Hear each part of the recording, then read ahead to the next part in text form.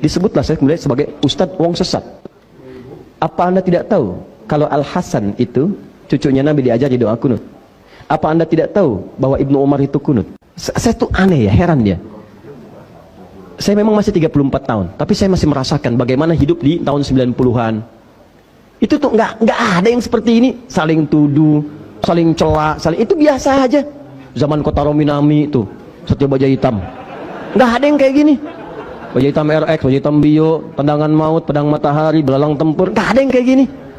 Zaman Senseiya, ya Seiyu, Riki, Debu-Debu Intan, nggak ada yang kayak gini. Betul, saya katakan. Zaman Sailor Moon, Doraemon, Pokemon kekinian lah, gitu ya. Itu nggak ada yang kayak gini. Apalagi Dragon Ball, Son Goku, Son Gohan, penulisnya Yusuke Watanabe, saya paham deh. Anda aja belum tentu tahu. Saya hampir nggak pernah nonton begituan ya. Tapi saya baca tuh tahu. Ya. Nggak pernah. Zaman Del Piero, majalah Bobo disebutkan di situ, satu kali napas 2.000 rupiah. Nggak ada yang kayak gini. Demi Allah saya katakan nggak ada. Nggak ada orang ribut-ribut begini, celah ini, celah itu. Demi Allah tenang itu kehidupan. Makanya saya suka bingung. Ini tiba-tiba 2000-an ke sini, kenapa pada ramai begini? Asalnya dari mana gitu? Dari mana itu? Siapa yang mengajarkan? Apa keinginannya? Nah, tapi tetap kita pun tidak boleh berprasangka buruk. Kalau kita sama-sama berprasangka buruk, apa bedanya? Makanya saya katakan sudah, kalau ada yang demikian, jangan disoal. Maafkan dan doakan. Tugas kita bukan paksa orang. Kalau dicela nggak apa-apa. Terima celaan itu. Kalau baik evaluasi. Kalau benar itu evaluasi diri. Tapi kalau salah itu kemudian tidak harus merespon dengan yang buruk. Maafkan, dan itu resiko masing-masing. Dan itulah dakwah. Tapi saya ingatkan, kalau ada yang belajar seperti itu, belajar tapi senang mencela orang, nyalahin orang, debat orang, dan sebagainya, maka lihat baik-baik kata Nabi, huwa finnar. Orang itu sedang mengurangi pahalanya dan tempatnya di neraka.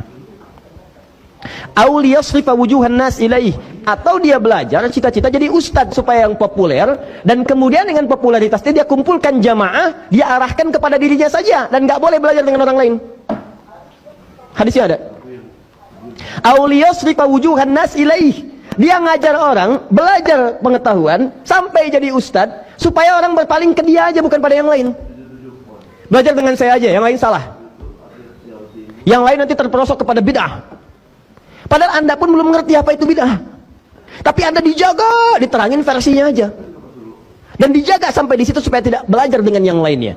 Tidak menambah wawasan Anda, tidak menambah pengetahuan Anda. Itu kan bertentangan dengan Quran langsung.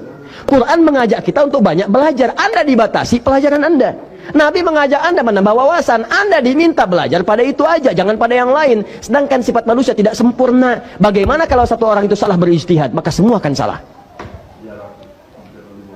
Ini yang jadi bahaya. Jika ada yang seperti itu, maka tempatnya di neraka. Dan kelak di Al-Ahzab disebutkan, muridnya akan mengadu kepada Allah. Awas, akan mengadu. Kalau dia pejabat, ngadu. Kalau dia ustadz, ngadu. Ya Allah, timpakan azab kepadanya 2 kali lipat karena dia saya salah. Kalau dia pejabat, maka karyawan mengadu. Ya Allah, timpakan kepadanya 2 kali lipat. Ya Allah, karena dengan petunjuk dia saya salah. Saya dipaksa berbuat maksiat. Saya ikut tuh karena dia. Saya diminta gini, saya belikan tiket yang palsu, tuliskan yang palsu. Ya Allah, saya tidak punya kekuatan saat itu. Kalau saya masuk neraka sekarang, timpakan kepada dia 2 kali lipat. Termasuk guru yang seperti itu. Huwa finnar, kata Nabi. Guru di neraka. Nah, maka seperti itu. Jadi kalau gurunya sudah banyak mencela, maka otomatis muridnya pun akan pandai mencela. Ya. Itu yang paling bahaya. Jelas ya? Nah, saya tidak sedang menyoal siapapun, tidak. Saya ingin menjelaskan fungsi keterangan Nabi. Kalau Anda keberatan, silahkan tanyakan pada Nabi. Ya. Yang paling bahaya itu Anda belajar Quran dengan sunnah, tapi Anda melanggar ketentuan Quran dan sunnah. Pertanyaan saya, yang Anda pelajari apa? Apa? Pernah satu ketika saya disebut sesat, wong sesat. Apa di antara kesesatannya? Ini ustadz yang membenarkan kunut. Innalillahi wa inna ilaihi rajiun. Saya cuma menyampaikan secara objektif karena kita diamali pengetahuan. Saya ini subuh saya tidak kunut, saya kunut nazilah. Tapi kalau saya diundang kemudian di masyarakat itu kunut subuh, saya pimpin dengan kunut. Itulah keteladanan dari imam-imam kita sebelumnya. Karena yang kunut ada dalilnya, saya terangkan dalilnya. Yang tidak kunut ada dalilnya, ini dalilnya. Yang tidak kunut menyebut yang kunut bid'ah, saya jelaskan hadisnya begini. Maksud kalimat bid'ah itu begini, begini, begini, begini. Saya tuliskan semuanya. Ada tahu apa yang terjadi? Sekelompok orang datang karena dia tidak kunut, dia menyoal yang lain itu yang kunut salah semua, bid'ah. Kalau bid'ah itu sesat, kalau sesat itu neraka.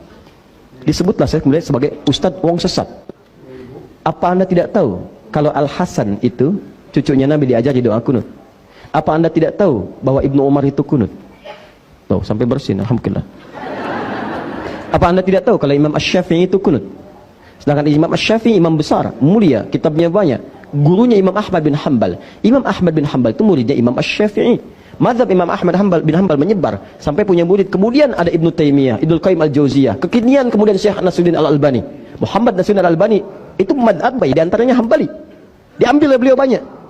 Imam Ahmad bin Hanbal itu muridnya Imam Asy-Syafi'i, menyanjung Imam Asy-Syafi'i.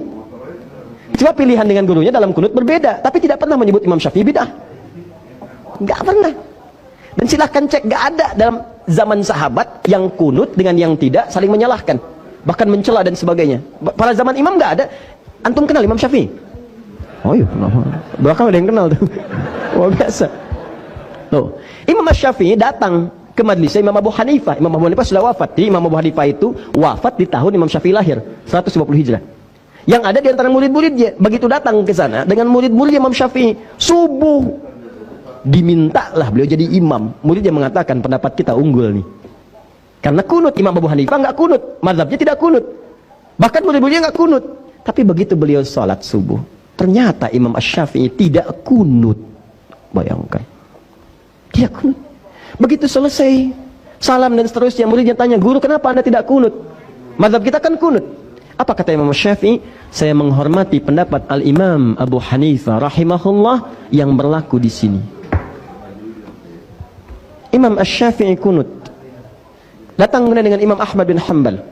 Begitu sholat di tempatnya Imam Ahmad bin Hanbal, muridnya mempersilahkan, "Guru, silahkan," untuk memuliakan gurunya. Kata Imam Asy-Syafi'i, tempat di sini lebih tahu dengan suaramu. Maksudnya kebiasaan sholatnya ngikuti kebiasaan kamu, jangan saya yang jadi imam. Itu fikihnya. Jadi kalau Anda datang ke tempat mazhab yang lain, Anda belajar fikih mazhab itu, bukan orang itu disuruh ngikuti mazhab Anda. Salah.